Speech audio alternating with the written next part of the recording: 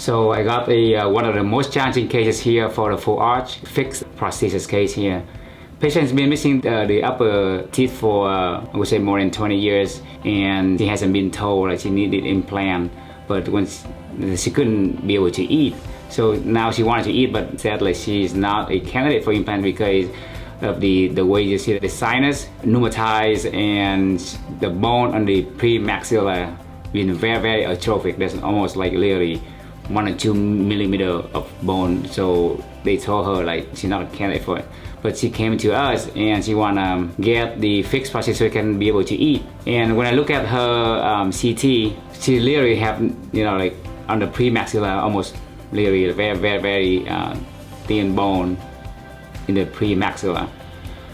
But I told her like I have to do bilateral sinus lift, and I have to do a lot of ridge augmentation for her so I can put in 5 implant totals for her. So this is her pre-op CT, and you guys can see the premaxilla literally like, you know, very little bone, and her sinus is very pneumatized bilateral. We did bilateral sinus, and we placed implant on the same day, including the bone graft for the ridge augmentation on the same day. And 6 months later, this is what she looked.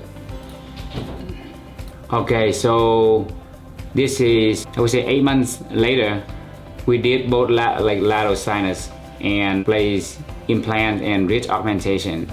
As you can see from here, you can see the sinus that we did very successful, and the implant, look at the bone graft that we augmented 8 months later. So over here you look at the bone graft is very successful there, and the sinus lift over here is very successful, and the sinus very healthy looking too. All the implants were successful, and then we just go ahead and restore it with a zirconia bridge. So this is her final, and they look pretty good, and she's very happy, and she'll be able to eat anything that she wants.